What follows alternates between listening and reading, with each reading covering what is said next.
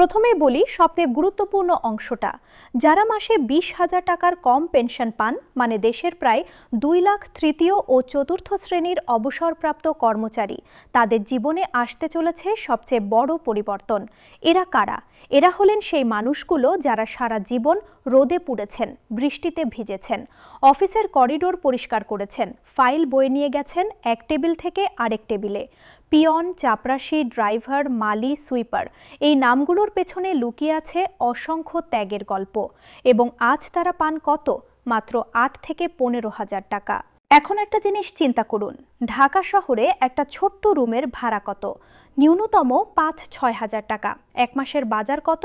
7-8 হাজার টাকা। ডায়াবেটিস আর প্রেশারের ওষুধ কত? 3-4 হাজার টাকা।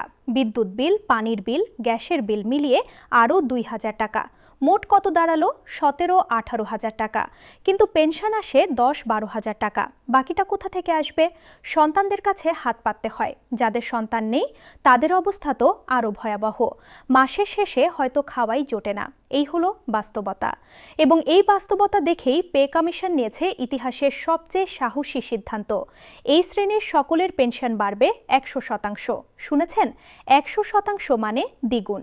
যিনি 10,000 টাকা পান, আগামী মাস থেকে পাবেন 20,000 টাকা। যিনি 15,000 টাকা পান, পাবেন 30,000 টাকা। এক ধাক্কায় আয় দ্বিগুণ।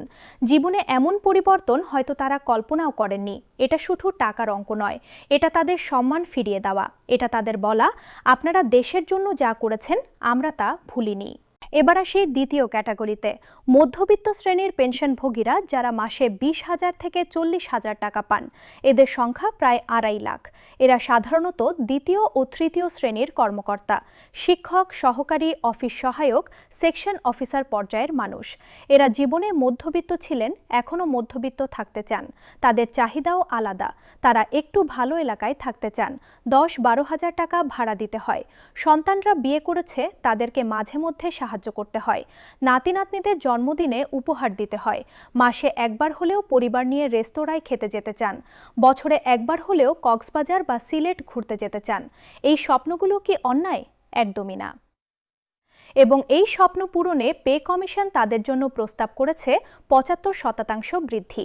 একজন কর্মকর্তা যদি এখন 30,000 টাকা পান, তাহলে পাবেন আরও 22,500 টাকা। মোট পেনশন হবে 52,500 টাকা। এই টাকায় তিনি তার মধ্যবিত্ত জীবনযাত্রা বজায় রাখতে পারবেন, আত্মসম্মান নিয়ে বাঁচতে পারবেন, কারো কাছে হাত পাততে হবে না। তৃতীয় ক্যাটাগরি, উচ্চপদস্থ কর্মকর্তারা, যারা 40,000 টাকার বেশি পেনশন পান। এদের সংখ্যা প্রায় 500।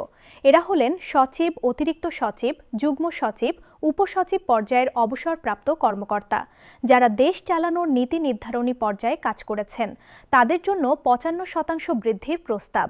যিনি 50,000 টাকা পান, তিনি পাবেন 27,500 টাকা বেশি। মোট পেনশন হবে 77,500 টাকা। শতাংশে কম মনে হলেও টাকার অঙ্কে এটি বিশাল। এখন অনেকেই প্রশ্ন করতে পারেন, কেন গরিব মানুষ পাবে 100% আর ধনী মানুষ পাবে 55%? এটা কি ন্যায় বিচার? আমি বলবো এটাই আসল ন্যায় বিচার। কারণ দেখুন, একজন মানুষ যার 8,000 টাকা পেনশন, তার জন্য 8,000 টাকা বাড়া মানে বেঁচে থাকা আর মরে যাওয়ার পার্থক্য। কিন্তু যার 50,000 টাকা পেনশন, তার জন্য 25,000 টাকা বাড়া মানে আরেকটু ভালো থাকা। দুটোই দরকার, দুটোই গুরুত্বপূর্ণ, কিন্তু প্রয়োজনের মাত্রা আলাদা। এবং একটা সভ্য সমাজে সবচেয়ে দুর্বল মানুষটিকে সবচেয়ে বেশি সহায়তা দেওয়াটাই হলো আসল মানবিকতা। পে কমিশন এই মানবিকতা দেখিয়েছে। কিন্তু গল্প এখানেই শেষ নয়। এবার শুনুন সবচেয়ে চমকপ্রদ অংশটা, চিকিৎসা ভাতা। বয়স হলে মানুষের সবচেয়ে বড় শত্রু কি জানেন? রোগ। 50-এর পর শরীরে রোগ বাসা বাঁধতে শুরু করে। 60-এর পর তো প্রায় প্রতিটা অঙ্গেই কোনো না কোনো সমস্যা। 70 পার হলে তো কথাই নেই, ডায়াবেটিস আছেই, সাথে প্রেশার, হার্টের সমস্যা, কিডনিতে পাথর, হাঁটুতে ব্যথা, চোখে ছানি। প্রতিদিন গুনতি গুনতি ওষুধ খেতে হয়। এক মাসে ওষুধের খরচ 5,000 টাকা, কখনো কখনো 10,000 টাকা। হাসপাতালে ভর্তি হলে তো লাখ টাকা উড়ে যায়। এখন বলুন তো, এই অবস্থায় সরকার তাদের চিকিৎসা ভাতা দেয় কত? মাত্র 2,000 টাকা, কোথাও 3,000 টাকা। এই টাকা দিয়ে কি হবে? একটা মাসের ওষুধ হয়তো কেনা যায় না পুরোপুরি। বাকি টাকা কোথা থেকে আসবে? পেনশন থেকে কাটতে হয়। তখন খাওয়া দাওয়া কমাতে হয়। অসুস্থ শরীর আরও দুর্বল হয়। এভাবেই চলছিল। কিন্তু এখন সেই দিন শেষ। পে কমিশন চিকিৎসা ভাতায় এনেছে যুগান্তকারী পরিবর্তন এবং এবারের ফর্মুলা হলো বয়স ভিত্তিক। কারণ বয়স যত বেশি, রোগও তত বেশি। তাই যাদের বয়স ৭৫ বছর বা তার বেশি তারা পাবেন মাসিক ১০,০০০ টাকা চিকিৎসা ভাতা। শুনেছেন, ১০,০০০ টাকা প্রতি মাসে। আর যাদের বয়স ৫৫-র কম বা যারা পারিবারিক পেনশন পান তারা পাবেন ৫,০০০ টাকা। ১০,০০০ টাকা চিকিৎসা ভাতা মানে কি বুঝিয়ে দিই। একজন ৮০ বছর বয়সী মানুষ আছেন, তার ডায়াবেটিসের ইনসুলিন আর ওষুধ লাগে ২,০০০ টাকা, প্রেশারের ওষুধ ১,৫০০ টাকা, হার্টের ওষুধ ৩,০০০ টাকা, হাঁটুর ব্যথার জন্য পেইন কিলার ১,০০০ টাকা, চোখের ড্রপ ৫০০ টাকা, ক্যালসিয়াম আর মাল্টিভিটামিন ৫০০ টাকা, মাসিক ডাক্তার দেখানো ১,০০০ টাকা, মোট ৮,৫০০ টাকা। ১০,০০০ টাকার চিকিৎসা ভাতা দিয়ে এই পুরো খরচ মিটে যাবে এবং ১,৫০০ টাকা বেঁচেও যাবে। এটা কি বিশাল ব্যাপার, ভাবুন তো। একজন বয়স্ক মানুষ এখন আর চিন্তা করবেন না যে ওষুধ কিনব কিভাবে। তিনি নিশ্চিন্তে ডাক্তারের কাছে যাবেন, সময় মতো ওষুধ খাবেন, সুস্থ থাকবেন। এটা শুধু টাকা নয়, এটা জীবনের নিরাপত্তা। এই সংস্কারের প্রভাব শুধু ব্যক্তিগত নয়, সামাজিকও। যখন একটা দেশ তার বৃদ্ধ মানুষদের যত্ন নেয় তখন সেই দেশের তরুণরাও শেখে বয়স্কদের সম্মান করতে। পরিবারে যখন দাদা দাদি, নানা নানি আর্থিকভাবে স্বাবলম্বী থাকেন তখন তারা সম্মানও পান বেশি। তারা বোঝা নন, তারা আশীর্বাদ। এই মানসিকতা তৈরি হয়। আর যারা এখন চাকরি করছেন তাদের জন্য এটা একটা আশ্বাস যে আমার ভবিষ্যৎ নিরাপদ। আমি যদি সততার সাথে কাজ করি তাহলে আমার বার্ধক্য সুন্দর হবে। এতে দুর্নীতির প্রলোভন কমে, কাজের প্রতি আগ্রহ বাড়ে। অর্থনীতিতেও প্রভাব পড়বে বিশাল। দেখুন, দেশে ৫ লাখ পেনশনভোগী আছেন। তাদের পেনশন যদি গড়ে ১০,০০০ টাকা করেও বাড়ে তাহলে মাসে ৫০০ কোটি টাকা বাজারে ঢুকবে, বছরে ৬,০০০ কোটি টাকা। এই টাকা কিন্তু সেভিংস অ্যাকাউন্টে জমা থাকবে না, এই টাকা খরচ হবে। বাজার থেকে মাছ, মাংস, সবজি কিনবেন, দোকান থেকে কাপড় কিনবেন, ফার্মেসি থেকে ওষুধ কিনবেন, রেস্তোরাঁয় খাবেন, রিক্সা ট্যাক্সিতে চড়বেন, মানে টাকা ঘুরবে। ব্যবসায়ীরা লাভবান হবেন, সরকার ভ্যাট পাবে, চাকরি সৃষ্টি হবে, অর্থনীতি চাঙ্গা হবে। এটা শুধু পেনশনভোগীদের জন্য ভালো নয়, পুরো দেশের জন্য ভালো। এখন সবচেয়ে জরুরি প্রশ্ন, কবে পাবেন এই বাড়তি টাকা? পে কমিশন তো তাদের কাজ শেষ করেছে। এখন তারা রিপোর্ট জমা দেবেন প্রধান উপদেষ্টার কাছে। প্রধান উপদেষ্টা সেটা পরীক্ষা করবেন, তারপর মন্ত্রিসভায় পাঠাবেন।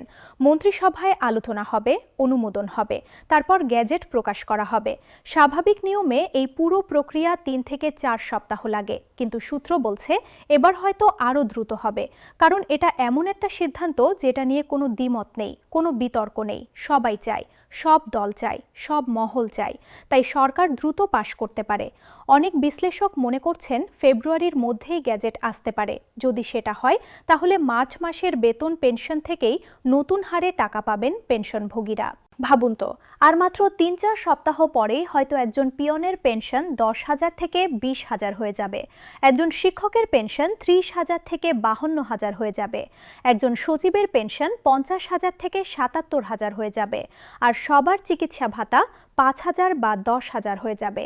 এই প্রতীক্ষার প্রতিটা দিন তাদের জন্য উত্তেজনার। তারা স্বপ্ন দেখছেন, তারা পরিকল্পনা করছেন। কেউ ভাবছেন বাড়িটা একটু মেরামত করবেন, কেউ ভাবছেন নাতির জন্য একটা সাইকেল কিনবেন, কেউ ভাবছেন ৫ বছর পর গ্রামের বাড়িতে একবার যাবেন, কেউ ভাবছেন মায়ের কবরে ফুল দিয়ে আসবেন। ছোট ছোট স্বপ্ন, কিন্তু এই স্বপ্নগুলোই তো জীবন। আর সেই দিন বেশি দূরে নয়, খুব শিগগিরই বাংলাদেশের পেনশনভোগীরা বলবেন, নবম পে স্কেল আমাদের জীবনে আলো জ্বালিয়ে দিয়েছে। আর আমি আপনাদের বলছি, তারা সত্যিই ঠিক বলবেন। এই ছিল আজকের সবচেয়ে গুরুত্বপূর্ণ সংবাদ। আমি থাকছি আপনাদের সাথেই, খবর জানাতে, সত্য জানাতে, আশা জাগাতে। আসসালামু আলাইকুম।